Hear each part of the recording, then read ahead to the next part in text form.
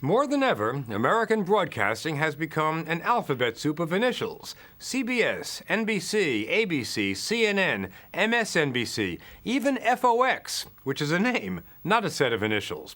No matter, they're all there all day and all night. But in much of the world, just one set of initials really matters. BBC, known the world over as the Beeb, and listened to the world over more than any other network in the world. This is London. For millions around the world, that signature tune and these 5 beeps say Britain as much as Big Ben or Buckingham Palace. But the British Broadcasting Corporation doesn't always mean the Queen's English. Its world service transmits in 43 languages on 43 separate services Programa do Serviço Brasileiro da BBC de Londres. to more than 150 million people around the globe, from the streets of Amman to the markets of Mogadishu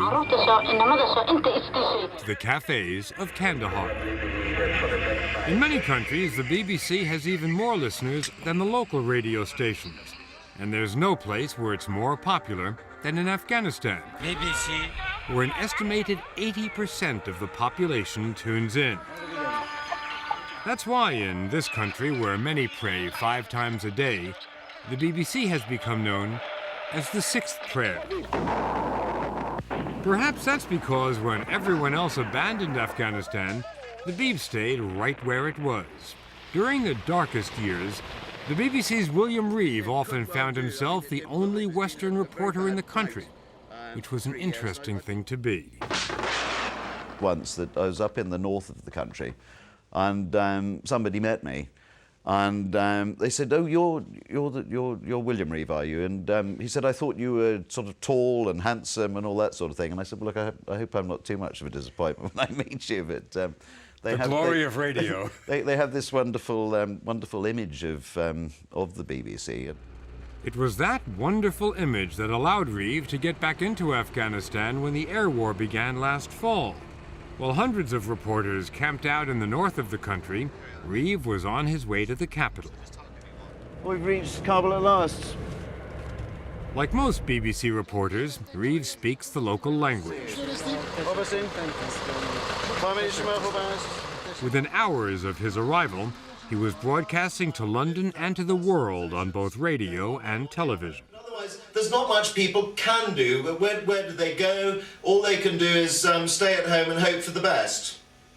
From his tone, you'd hardly know he was in a war zone. A massive American bomb had hit the house next door and almost turned the BBC into collateral damage. Reeve's reaction? True blue BBC. It was quite alarming. Quite alarming. But not alarming enough for him to consider leaving Kabul. He stayed for weeks and is back there now. But Reeve and the news reports are just part of what attracts Afghans to the BBC. There's a radio soap opera called New Home, New Life, which is beamed into Afghanistan from a BBC studio in neighboring Pakistan. It's not merely popular, it's a national obsession. Shirazuddin Siddiqui, who directs it, has heard people say, "The BBC is the biggest mullah in the country because everybody listens to the BBC more than they listen to the mullahs." It's been on the air for 8 years and portrays a simple family in a simple village, dealing with all the trials and tragedies that Afghans deal with every day. Where to find water, how to avoid landmines, how to handle losing loved ones. They lost quite a lot of other things, and New Home, New Life was the only thing that you could hear people talking about it in the north, in the south, in the east, in the west. Everywhere you went, they had at least one thing in common. And wherever you go, wherever Pashtun and Persian are spoken, people are listening to his show. During the bleakest days of Taliban rule, when girls' schools like this one were illegal, the BBC soap opera broadcast sounds which were not heard on any Afghan station. Music. the voices of women. Listeners got so involved, they adopted the characters as their own. In fact, after one episode in which a character died, Afghans all over the country were overwhelmed by grief.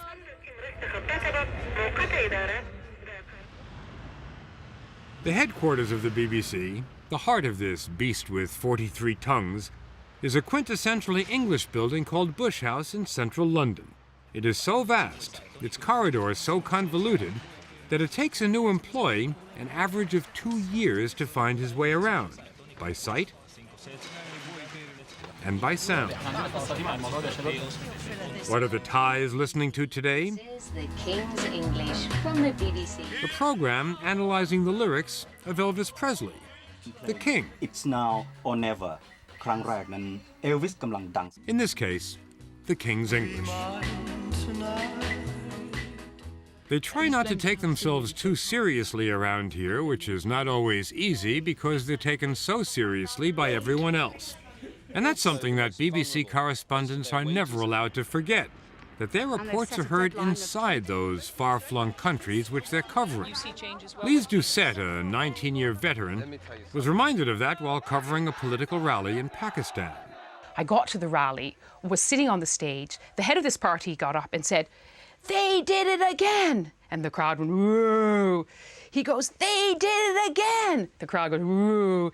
He goes, "The BBC got it wrong! They said it was this amount, and we know it's this amount." And the crowd went, "Woo!" like this. And I thought, oh my, this was my report. Pakistani demonstrators are not alone in turning their fury on the BBC. During the Cold War, the act of simply listening to the BBC was a crime behind the Iron Curtain, where the BBC and its U.S. counterpart, the Voice of America, were known simply as the Voices. They were voices talking to you. They were like your friend in the dark. John Tuzo was with the BBC for 30 years, first as a reporter, then as managing director. It was a voice in the ear, straight through to your mind, straight through to your imagination, and straight through to, I guess, in the end, your conscience. And perceived as the truth. And they were perceived as trustworthy voices, and they were always, and I think this was the most important thing, put to the test. The story will continue after this.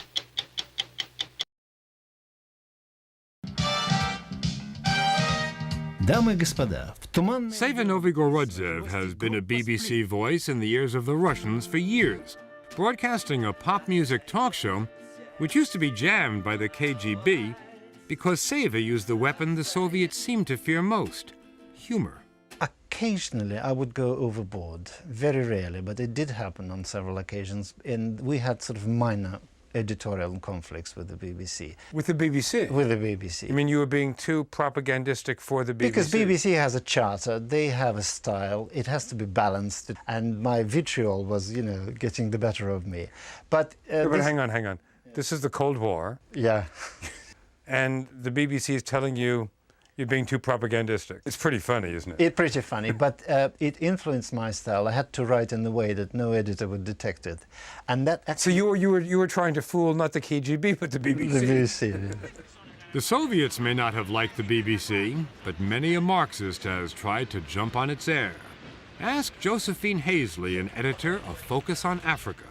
Her program is so influential south of the Sahara that a guerrilla leader's first move after rounding up some Kalashnikovs is often to phone London and talk to Josephine. But I understand some presidents and some rebel leaders actually call you here in London to get on the air. Oh yeah, they do. They tend to want to come to us because they think, oh yeah, if we speak to the BBC and they question us, people will take more notice. People will believe a little bit more of what we say. It gives them an aura of credibility, of respectability. Absolutely. The World Service can be important to Western leaders too.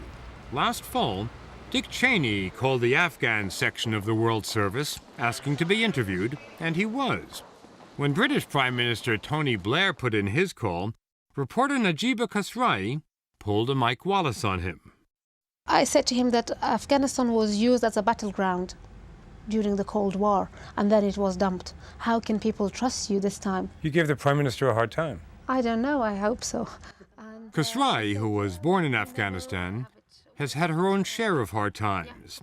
After she fled Kabul in 1991, her mother, her little brother, and her sister were killed in the war. She barely spoke a word of English when she first arrived at Bush House 10 years ago. Now she's a World Service star, interviewing the new Afghan leader, Hamid Karzai, in Tokyo.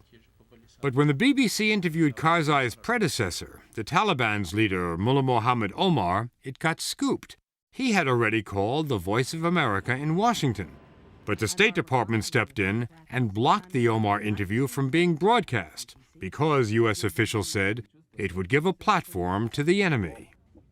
Can you imagine how demoralizing it is for someone who gets this amazing world scoop and then isn't allowed to go on air? That could never happen at the BBC. No, it would never happen at the BBC. My goodness, if we would have gotten that kind of interview that early in the war with Mullah Omar, it would have been plastered right across the BBC. And that, it turns out, is the most remarkable thing about the Beeb. While it's totally funded by the British government, it has never permitted the government to influence its broadcasting. Not even during the Second World War.